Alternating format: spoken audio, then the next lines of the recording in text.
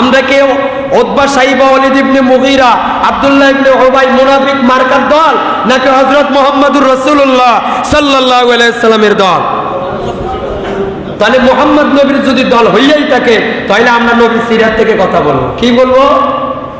আল্লাহ নবীর এক কবি বলেছেন, আল্লাহ কোরআনে বলেছেন নবী কেমন রহমত, ওয়ামা আরসালনাকা ইল্লা রাহমাতাল লিল আলামিন ইমামুল আউয়ালিন আল আখিরিন বাহরে সাদকা রাহমাতাল লিল আলামিন শুধু ওজুদাস রাহমাতাল লিল আলামিন মসজিদে অশুদা আমারো ইয়ে জমিন।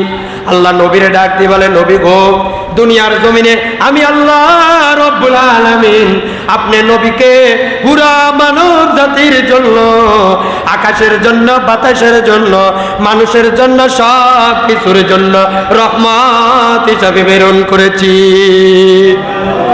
আমার নবী গাছের জন্য রহমত, আমার নবী মাছের জন্য রহমত, আমার নবী পূর্বওয়ালাদের জন্য রহমত, আমার নবী পশ্চিমওয়ালাদের জন্য রহমত। নবী সাহাবায়ে কেরামদেরকে নিয়ে একদিন গল্প করতে আছে, হঠাৎ করে তাকায়া দেখতে আছে মানুষও দেখা যাচ্ছে না, হিংস্র প্রাণী দেখা যাচ্ছে না। হঠাৎ করে কে জানি বলতে আছে, আসসালাতু ওয়াসসালামু আলাইকা ইয়া রাসূলুল্লাহ, আসসালাতু ওয়াসসালামু আলাইকা ইয়া হাবিবাল্লাহ। হযরত আবু বকর ডাক দিয়া বললেন, ইয়া রাসূলুল্লাহ, ইয়া হাবিবাল্লাহ, মানুষ দেখা যায় না সালামের আওয়াজ কোথা থেকে আসে? মানুষ দেখা যায় না সালামের আওয়াজ কোথা থেকে আসে? আমি আগে বলেছি ভাই, আমি কবরস্থানে বয়ান করি না, আমি বয়ান করতেছি রসুলের খাঁটি উম্মতের সামনে। কথা ঠিক না ব্যাঠিক? তাহলে এদের শরীর, এদের শক্তি যদি একবারে ওদাই যা, এদের শরীর যদি পানি ভিজি যা, টিস্যুর মধ্যে যদি এতগুলা টিস্যুর যদি পানির মধ্যে চুবাই থাকে তাহলে টিস্যু হয়ে থাকবো কে? নাকি মুগ্ধ হয়ে যাইব? আচ্ছা আমি একটা উদাহরণ দিই, আমরা ব্যালেন্স চিনি, ব্যালেন্স ওলা ছোট গোলা পানি পটকা পড়ে না, এতে হুমাইতে বাতাস ঢুকাতে অনেক বড় করছে, অনেক বড় করেছে। এখন এটারও তো তরতাজা দেখা যায় ভাই, কি দেখা যায়? তরতাজা দেখা যায় না? এখন যখন আবার মুখটা খুলে দিছে, এটা আগের মুর্দা হয়ে গেছে, আর তরতাজা নেই। এখন এতক্ষণ পর্যন্ত আপনাদের ব্যাটারিতে চার্জ ছিল না, এখন তো চার্জ হইতে আছে, এখনো কেন জোরে কথা বলেন না? আপনারা পুরো এক সপ্তাহ পর্যন্ত আমি আপনি যা খারাপ করেছি, অন্যায় করেছি, শুক্রবারে একমাত্র মসজিদে আসার কারণ হলো আলেম ওলামারা, খতিব সাহেবেরা এইখানে বসাইয়ে আপনাদের ব্যাটারিগুলোর মধ্যে চার্জ দিতেছে। কথা ঠিক না ব্যাটি? এই জন্য এই চার্জ দিয়ে এক সপ্তাহ চলবেন, এক সপ্তাহে চার্জ খাইয়ে লাগবেন, আবার শুক্রবারে আসবেন, আবার চার্জ ভর্তি করে নিয়ে যাবেন। কথা ঠিক না ব্যাটি? ভাই রাগ করতেছে? আবু বকর বলে, নবী ইয়া রাসূলুল্লাহ, ইয়া হাবিবাল্লাহ, মানুষ দেখা যাচ্ছে না, সালামের আওয়াজ করতে গেছে। আল্লাহর নবী তিনার সাদুর মুবারক দিয়ে তিনি চক্ষু মুবারক গুলো মুছতেছে। আবু বকরে ডাকি বলে, আবু বকর রে, তুমি মনে করেছো আমি তোমাদের নবী, তুমি মনে করেছো আমি আকাশের নবী। আমি নবীর আগমন শুনিয়া জঙ্গলার বাগ পর্যন্ত আমি নবীকে সালাম দেয়, আমি নবীর আগমন শুনিয়া সমুদ্রের মাছ পর্যন্ত আমি নবীকে সালাম জানাই। ও আবু বকর, আমার চাচা আবু জাহেল আমাকে চিনতে পারে নাই, আমার চাচা আবু লাহাব এইভাবে বড় বড় কাফির বেঈমানেরা আমাকে চিনতে পারে নাই। জঙ্গলার পাক হিংস্র পানি পর্যন্ত আমি নবীকে চিনেছে। তার মানে বোঝা গেল ভাই, আমরা তো নবীরে চিনতে পারি নাই। বলেন, আমরা তো নবীকে চিনতে পারি নাই। আমরা যদি নবীকে চিনতাম তাহলে নবীর বিরুদ্ধে যারা কথা কয়, নবীর সুন্নত নিয়ে যারা কথা কয়, মাদ্রাসার মধ্যে জঙ্গিবাড়ির ট্রেনিং দেওয়া হয়, কোরআন যারা পড়ে তারা দুনিয়ার শুধু এদের দুনিয়াতে কোনো কাজ নাই, আখিরাতে শুধু এদের কাজ। ভাই আপনারা বলেন, যারা কোরআন পড়লো, যারা নবীর সুন্নত মোতাবেক চললো, এরা কেউ কি না খায়া মরছেনি? কোরআন পড়নেওয়ালারা না খায়া মরে গেছেনি? তদ্রুপ ভাবে কোরআন যাদের অন্তরে লেগেছে তাদের দম আল্লাহর আদল থেকে নবীর উসিলাকে বাড়াইয়া দিয়েছে। এই বন্ধু, সামনে সফর মাস শেষ হওয়ার পরে রবিউল আউয়াল মাস আসতে আছে। আমি এই জন্য আপনাদের খতিব সাহেবের সাথে কথা হয়েছে, আমাকে হযরত বলেছে, হযরত একটু সিরাত থেকে আলোচনা করবেন। কি থেকে? সিরাত থেকে। সিরাত মানে নবীজির 63 বছরের জীবনটাকে সিরাত বলে।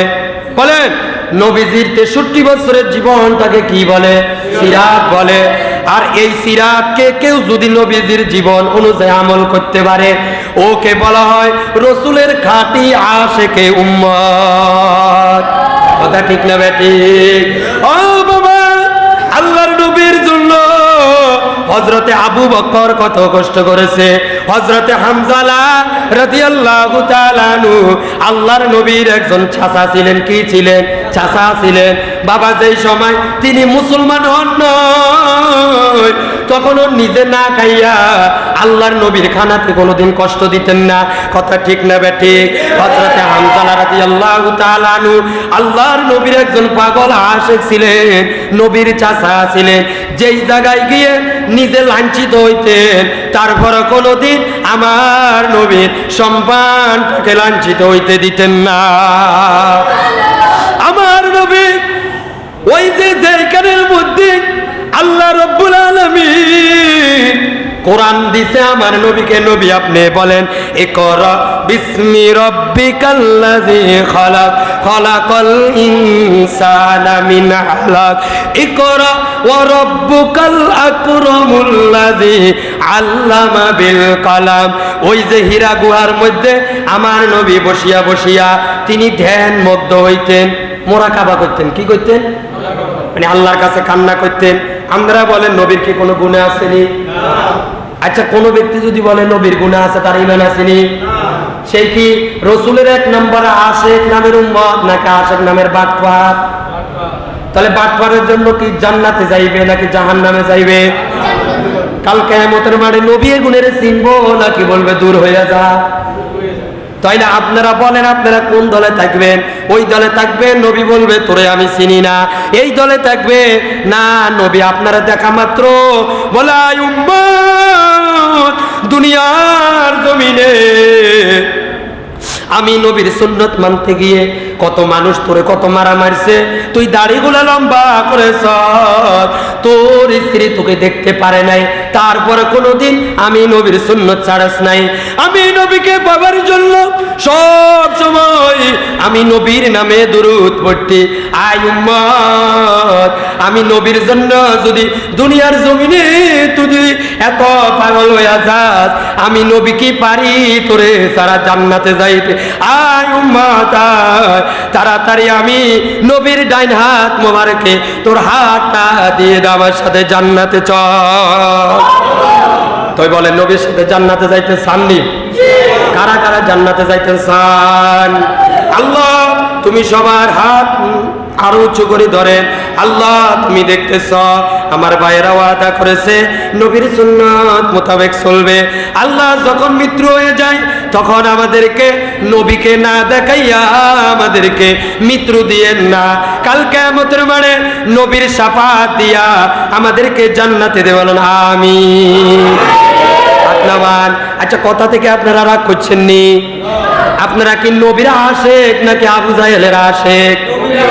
আপনারা কি নবীর জন্য জীবন দিবেন নাকি আবু জাহেলের জন্য জীবন দিবেন?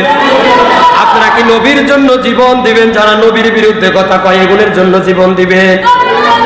এইখান থেকে আমি বলবো, কোন মায়ের বেটা যদি আমার নবীর বিরুদ্ধে কথা বলে, তার ওই মুখ থেকে কথা বলবার আগে আগে তার মুখ থেকে কথা জবান থেকে বাইর হইবার আগে তার জিভ টেনে আমরা মুসলমানেরা ছিঁড়ে ফেলবো।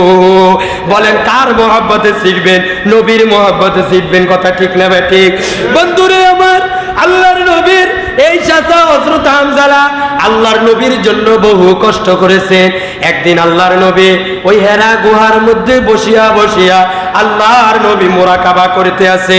হঠাৎ করিয়া আবু জাহেল কার থেকে জানি শুনেছে রহমাতুল লিল আলামিন নবী ওইখানে গিয়ে তিনি ধ্যান মুগ্ধ করতে আছে, মুরাকাবা করতে আছে, নামাজ পড়তে আছে, আল্লাহর কাছে দোয়া করতে আছে। কোন জায়গায়? সাফা মারওয়া হেরা গুহায়। কথা বুঝছেন নি? যেখানে নবীর উপরে কোরআন নাজিল হয়েছে ওই জায়গা।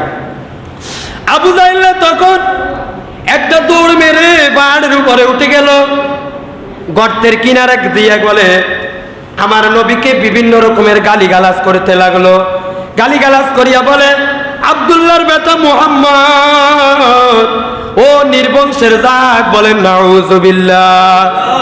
আবু জাহেল নবীর কয় ইন্না শানিয়া কাউয়াল আবতার, আব্দুল্লাহর বেটা মুহাম্মদ হইল নির্বংশের জাত, বলেন না নাউযুবিল্লাহ। আল্লাহ কয় নবী আপনি চিন্তা করিয়েন না, আবু জাহেল নির্বংশের জাত। আপনি নবী যদি দুনিয়ার জমিনও নাও থাকেন, আপনার উম্মতে আপনারে না দেখিয়া আপনার জন্য জীবন দিতে প্রস্তুত। আবু জাহেল দুনিয়ার জমিন থেকে যদি লানাতুল্লাহ গজব দিয়ে মারা যায়, আবু জাহেলের নাম দুনিয়ার জমিনে লওয়ার সময় সবাই বলবে লানাতুল্লাহ, আর আপনার নামটা সবাই লওয়ার সময় বলবে সাল্লাল্লাহু আলাইহি ওয়াসাল্লাম। নবী আপনি চিন্তা করিয়েন না, আবু জাহেল আমার নবীরে গালি দেয়। আমি সংক্ষিপ্ত বলতেছি, আবু জাহেল ওই পাহাড়ের উপরে উঠিয়া আমার নবীকে গালি দেয় আর বলে, ও আব্দুল্লাহর বেটা মুহাম্মদ, নির্বংশের জাত, তুই আমাদের ধর্মের বিরুদ্ধে কেন কথা বলস?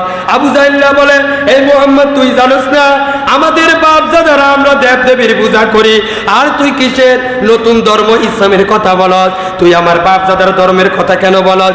এই বলিয়া আমার নবীর বিভিন্ন রকমের গালিগালাজ করে। আমার নবী একটাবারও বলে নাই, আবু জাহেলের সাথে চোখ রাঙ্গায় একটাবারও কথা বলে নাই।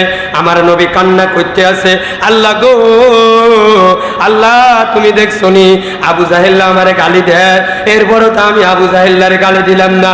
আল্লাহ গো তুমি আমার এই চাচা আবু জাহেলকে তুমি ইসলামের জন্য কবুল করো। আবু জাহেল দেখছে নবী কথা বলে না, মুহাম্মদকে এত গালি দি, মুহাম্মদ তো কথা বলতেছে না। হঠাৎ করি বাইরে সিরাতে মুস্তাফার মধ্যে আছে, গতকালকে একটা কিতাব পড়েছি আল বিদায়াতুন নিহায়া, ওই কিতাবে আল বিদায়াতুন নিহায়া কিতাবের মধ্যে পড়েছি আবু জাহেল অনেক কথা নবীরে বলল। নবীরে বলার পরে একটা কথাও নবী উত্তর দিলেন না।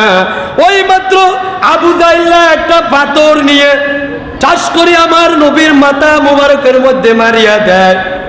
বাবা রে, আমার নবীর মাথা মোবারকের মধ্যে পড়া মাত্রই টাস করে আমার নবীর মাথা মোবারকটা পাড়িয়া গেছে, ফাটিয়া রক্ত ঝরঝরায় পড়তে আছে। এই নবীর উম্মতরা আশেক, নবীর জন্য কি একটু মায়া লাগে না? আজকে সেই নবীর রক্ত মাখা দিন হেলায়া দুলায়া কাটাইতেছি। বাবা, নবী তো দিনের জন্য কত কষ্ট করেছে, আমরা তো দিনের জন্য কষ্ট করার প্রয়োজন নাই। আমরা তো দিনের জন্য কষ্ট করার প্রয়োজন নাই, বিনা কষ্টে আমরা দিন পেয়েছি। এই জন্য ওই দিনের আজমত আমরা বুঝি না। আবু জাহেল পাথর মেরে দিয়েছে আমার নবীরে, মাথাটা পাড়িয়া রক্ত বের হয়ে গেছে। আমার নবী তারপর আবু জাহেলের বদদুয়া দেন নাই। আমার নবী বাড়ির দিকে চলে গিয়েছে। বাড়িতে গিয়ে আম্মা জান খাদিজাকে ডাক দিল, খাদিজা দেখো রে, আবু জাহেল আমার মাথাটা ফাড়াইয়া ফেলেছে। আম্মা জান খাদিজা একটা দৌড় মেরে আমার নবীরে কলিজার মধ্যে ধরেছে আর বলতে আছে, আরশের মালিক রে, আবু জাহেল কেমনে বললো রহমাতুল লিল আলামিন নবীর মাথা মোবারকের মধ্যে পাথর মারতে। ও আল্লাহ, তুমি কি দেখতেছো না তোমার নবীর মাথা মুবারকটা ফাটিয়া ফেলেছে? আমার নবী গুনগুনাইয়া কান্না করতে আছে। আল্লাহ জিব্রাইলকে পাঠাইছে, জিব্রাইল রে, ওরে জিব্রাইল তাড়াতাড়ি যা, দেখ আবু জাহেল আমার নবীর মাথা ফাটাইয়া ফেলাইছে। ও বাবা, নবীর জীবনী জানা থাকতে হবে। আবু জাহেল আমার নবীর মাথা ফাটিয়ে ফেলেছে। জিব্রাইল আসিয়া বলে, আসসালাতু ওয়াসসালামু আলাইকা ইয়া রাসূলুল্লাহ, নবী গো আল্লাহ সালাম দিছে, আল্লাহর সালাম গ্রহণ করেন গো। আপনার রক্ত দেখিয়া আমার আল্লাহ সহ্য করতে পারে নাই। আপনি যদি অনুমতি দেন গো, আবু জাহেলের নিশ্চয় নাবুদ করিয়া লানো হবে। আমার নবী বলতে আছে, ও জিবরাইল, আমি যদি এই মুহূর্তে আবু জাহেলের জন্য দোয়া করি, তাহলে আবু জাহেলের জন্য বদদোয়া করলে তো আল্লাহ আবু জাহেলকে ধ্বংস করিয়া দিবে, আর আমার এই চাচাকে ধ্বংস করিয়া দিলে আমি দ্বীনের দাওয়াত, কালিমার দাওয়াত তার কাছে দিব না, দরকার নাই। আল্লাহু আকবার। ওইদিকে হযরত হামজা রাদিয়াল্লাহু তাআলা আনহু কোনায় যেন তিনি ফাঁকি শিকার করার জন্য গেছে। তিনি বাড়ির মধ্যে আসছে, হঠাৎ করে জানতে পেরেছে মুহাম্মদ নবীর মাথাটা ফাড়িয়ে পালানো হয়েছে। আল্লাহু আকবার। হামজা রাদিয়াল্লাহু তাআলা আনহু তীর আর ধনুকের মাথায় লইয়া আবু জাহেলারে পুরাটা মক্কায় খুঁজেছে, খুব রাগান্বিত হইয়া। তখন হযরত হামজা কালিমার দাওয়াত গ্রহণ করেন নাই। হযরত হামজা একটা দৌড় মেরে কাবা শরীফের বিভিন্ন চতুর্দিকে আবু জাহেলারে খোঁজ করেছে, পাই নাই। হঠাৎ করিয়া তাকাইয়া দেখতে আছে আবু জাহেল তার নেতা বরকতের সাথে সে আলোচনা করতেছে। আলোচনা করিয়া করিয়া বলতে আছে, আজকে মুহাম্মদকে একটা পাথর মেরে দিয়েছি, পাথর মেরে তারপরে মাথাটা দুই ভাগ করিয়া ফেলেছি। এই কথা হযরতে হামজালার কানে গেছে। হামজালা বাঘের মতন গর্জন দিয়ে বলে, এই বেটা আবু জাহেল, তোর এত বড় সাহস, তোর এত বড় শ্রদ্ধা, তুই আমার নবীর মা নাই বাবা নাই, কোনদিন আমি নিজে না খাইয়া আমার এতিম নবী আমার ভাতিজারে খাওয়াইছি, আজকে তুই কেমনে পারলি? আমার নবীর কি দোষ? নতুন ধর্ম ইসলামের কথা বলে, তাই বলে কি তুই আমার নবীরে পাথর মারি দিবিনি? দেখ আবু জাহেল, তুই কি করেছ? আমার নবীর মাথা মোবারকটারে পাঠিয়ে ফেলেছ। আবু জাহেলারে হযরতে আমির হামজা হাতের নাগালে ভেঙে তীর মেরে তারপরে আবু জাহেল মাথা ফাটাইয়া দিয়েছে। সুবহানাল্লাহ। আর আবু জাহেল কইতে আছে, দেখ আমি এখন, তুই যেহেতু মুহাম্মদ নবীর ধর্মের বিরুদ্ধে কথা কস, এই মুহূর্তে আজকে যদি আমার কারণে যদি আমার ভাতিজা শক্তিশালী হয়, তাহলে তুই বেটা কি করিস? তুই এটা খারাপি সেটা খারাপি পরে খাটাস। আমি এই মুহূর্তে বলে গেলাম, আমি আর তোর দলের মধ্যে নাই। এই মুহূর্তে ইসলামকে, আগত ইসলামকে, ইন্না দীনা ইনদাল্লাহিল ইসলাম, ওই ইসলাম আল্লাহর কাছে মনোনীত ধর্ম, ওই মনোনীত ধর্মকে শক্তিশালী করার জন্য মুহাম্মদ নবীর উপরে এই মাত্র কালিমা পড়লাম, লা ইলাহা ইল্লাল্লাহু মুহাম্মাদুর রাসূলুল্লাহ সাল্লাল্লাহু আলাইহি ওয়াসাল্লাম। এবার আবু জাহেল কইতেছে, কি রে? আরো মনে করছে আমি রামদার কাছে ভালো সাজতে পারুম, অন্তত আর মাথার মধ্যে তীর মারিও দিছে। এরপরে আমার বাপসাদার ধর্ম ত্যাগ করে চলে গেল। তার মানে বোঝা গেল কি ভাই, যা আল হক ওয়া যাহাকাল বাতিল, যুগে যুগে এই হক আসছে, হকের বিজয় হচ্ছে, যুগে যুগে বাতিল আসছে, বাতিলের পরাজিত হয়েছে। এটাই সত্য ধর্ম, কথা ঠিক না ঠিক? আল্লাহ রাব্বুল আলামিন মুসা নবীকে পাঠাইছে, মুসা নবীকে হকের দান্ডারি আসছে, মুসা নবীর বিপক্ষে ফেরাউনকে আল্লাহ শয়তানের সংসবে দাঁড় করাইয়া দিয়ে হযরত মুসা নবী বিজয় হয়েছে। হযরত ইব্রাহিম আলাইহিস সালামকে পাঠাইছে, ইব্রাহিম আলাইহিস সালাম হকের দণ্ড নিয়ে আইছে।